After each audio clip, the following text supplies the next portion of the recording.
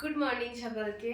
তো আজ আমাদের হচ্ছে বাড়ি ফিরে যাওয়ার দিন। মনটা খুব দুঃখ দুঃখ আছে যে হ্যাঁ, এইরকম একটা স্বর্গের মতো দৃশ্য দেখে মানে একটা স্বর্গ থেকে আবার সেই গরমে ফিরে যাওয়া, কি বলবো, মানে আমার ভাষা আসছে না। তো সব রেডি হয়ে গেছে, ব্যাগ গোছানো হয়ে গেছে, আমরাও ফ্রেশ হয়ে গেছি একদম স্নান করে নিয়ে। তো এবার যাব, ব্রেকফাস্ট করব, তারপরেই আমরা বেরোবো। এবং আজকে যেতে যেতে সাইট সিন হবে কিছু, তারপর আমরা স্টেশনে পৌঁছাবো। তো আপনারা তো আমাদের সাথে থাকছেনই, এবার থাকুন, দেখতে থাকুন, আরো অনেক সুন্দর সুন্দর দৃশ্য নিয়ে আসছি আজকের ভিডিওতে।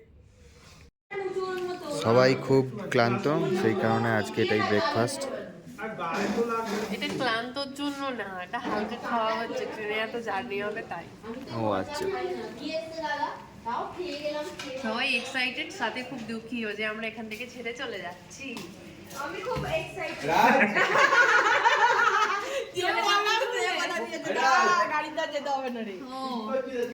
এই যে পুরো রেডি হয়ে গেছি আমরা, এবার বেরোবো। ওদের রুমের চাবি দেবো ওদেরকে। চলো তাহলে এবার গাড়িতে ওঠা যাক, সঙ্গে থাকো। এই যে আমাদের প্যাকিং চলছে, সবাই বেরিয়ে পড়েছে, এবার আমরা আমাদের যাত্রা শুরু করবো। ওটা নিয়ে চাপ নেই, মনে হয় ওই জায়গায় যাবে। ওইখানে দেখা যাচ্ছে না।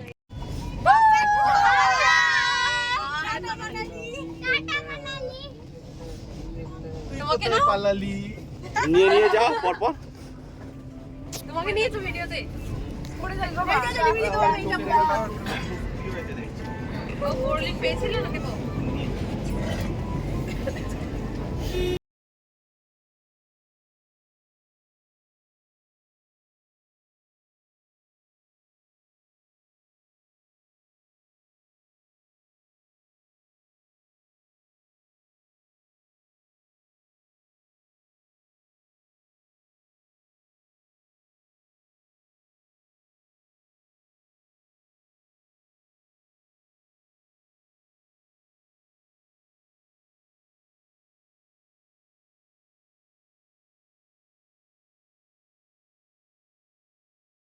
বাগানে ভর্তি সমস্ত, আমাদের ঘরে যেমন ফুলের গাছ থাকে, ওখানে পেয়ারা গাছ থাকে, এরকম এখানে সমস্ত বাড়িতে বলো, হোটেল, সমস্ত জায়গায় আপেল, পুরোটা আপেল বাগান।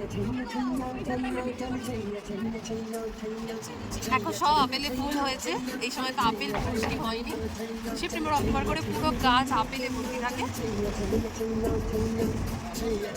দেখো পুরো আপেল গাছে ভর্তি।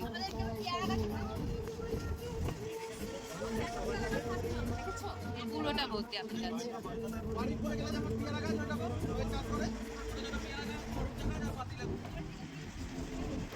আগের দিন যখন আমরা ওই বরফের মধ্যে ছিলাম, সত্যিই ঠান্ডা লাগেনি। যে জায়গায় পুরো বরফ ছিল, বরফে খেলা করছিলাম আমরা। তো ওখানে কিছু ভিডিও ফটোশ্যুটও হয়েছিল, যেখানে আমাদের সেই ব্যাচেলার হিরো, যিনি খালি গা হয়ে একদম ফটো তুলেছিল। তো সেই হিসাবেই বললাম, সে বললো যে খুব ঠান্ডা লাগছে না। তো বুঝতে পারছো কীরকম নর্মাল টেম্পারেচারই ছিল, ঠান্ডারও একটা। বরফটা পেয়ে সত্যি আমাদের ঘুরতে যাওয়াটা যেন মনে হলো সার্থক হয়েছে।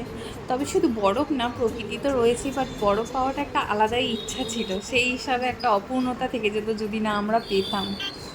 তো সত্যি খুব খুশি হয়েছি আমরা ঘুরে।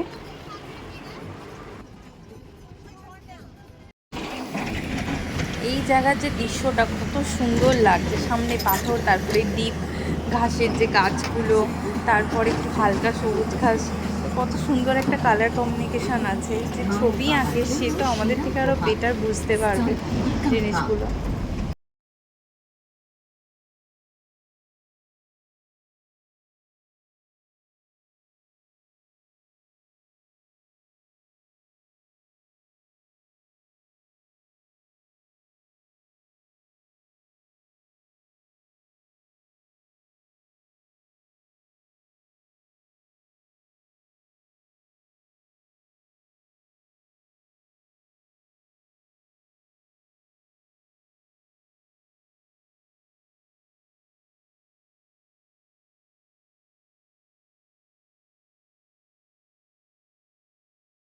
প্যারাগ্লাইডিং হচ্ছিল, তো দেখতে পেয়ে ভিডিওতে নেওয়ার চেষ্টা করলাম। অনেকটা দূরে ছিল, সেই হিসাবে স্পষ্ট আসছিল না ক্যামেরাতে।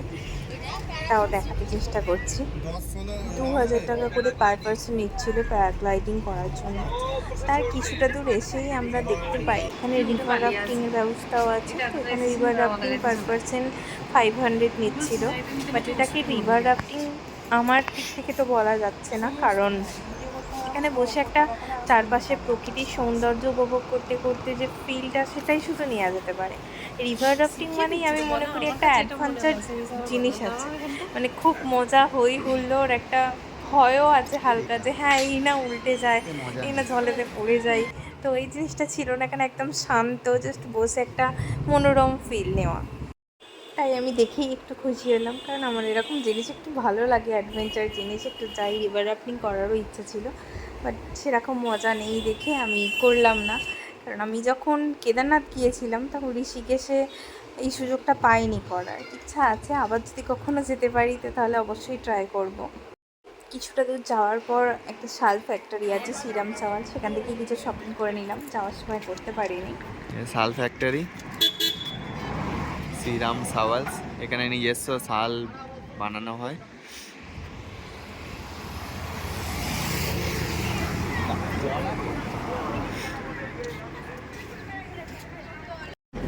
আমাদের এই ধাবাটা খাওয়া হয়ে গেছে। আর রাত্রিরে কোথায় উঠে গেছিলাম? ছাদে। তো এবার আবার এগোচ্ছি সামনের দিকে। এখন 6:55 বাজে। তো এখন এখানে সন্ধ্যা হয়নি, সবে হব এরকম একটা ভাব শুরু হয়েছে। আমাদের ওখানে হয়তো সন্ধ্যা হয়ে গেছে অলরেডি। তো আমরা চা খেলাম এবং রাতের খাবারটা কিছুটা তৈরি করে নিয়েছি। নিয়ে এবার আমরা আমাদের গন্তব্যস্থলের দিকে এগিয়ে যাচ্ছি, চণ্ডীগড়, যেখান থেকে ট্রেন ধরবো। তো এখন বাজে রাত্রি 10টা। আমরা বেরিয়েছিলাম ওই 10:30 করে, সকাল 10:30। তো প্রায় 11.5 ঘন্টা জার্নির পরে আমরা মানালি থেকে চণ্ডীগড় এসে পৌঁছালাম। ওই যে চণ্ডীগড় স্টেশন। রাত্রি 1:30টায় ট্রেন আছে হাওড়ার। মালপত্র নামানো হচ্ছে। তো স্টেশনেই আমরা খাওয়া দাওয়া করব। আমাদের খাওয়া দাওয়া সব রেডি আছে। ডিনার করে তারপর একটু ওয়েট করে রাত্রে ট্রেনে উঠব।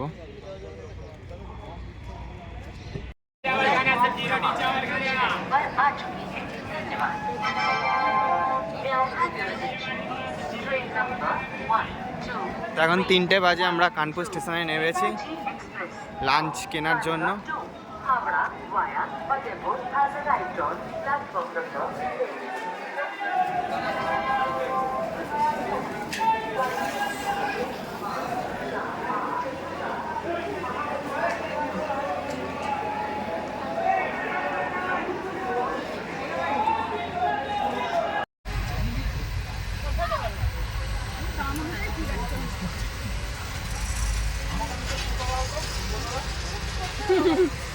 কাকিমা লজ্জা পায়, কাকিমা সিজনে থাকলে ফটো তুলতে দেয় না। বলছি কাকিমা লজ্জা পায়, ভিডিওটা করছে। এই যে হাওড়া স্টেশনে এসে গেছি। এখন বাজে হচ্ছে 8:19। সবাই নামছে আস্তে আস্তে আমাদের।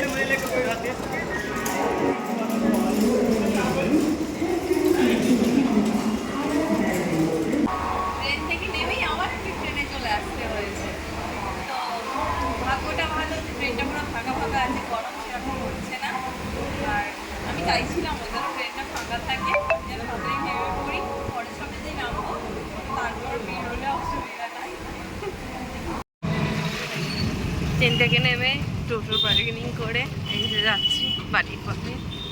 আসার সময় আমরা স্লিপার কামরা নিয়েছিলাম, সেই হিসাবে এত গরমের কষ্টটা বুঝতে পারিনি। তো এই সেই বাড়ির সুবিধা রাস্তা হয়েছিল। হলো। হ্যাঁ, সোজা সোজা। আজকের মতো ভিডিওটা এখানেই শেষ করব। আবার দেখা হবে নতুন কোনো একটা ভিডিওয়, নতুন কোনো জায়গায়, নতুনভাবে। চলো, সবাই সুস্থ থাকবেন, ভালো থাকবেন।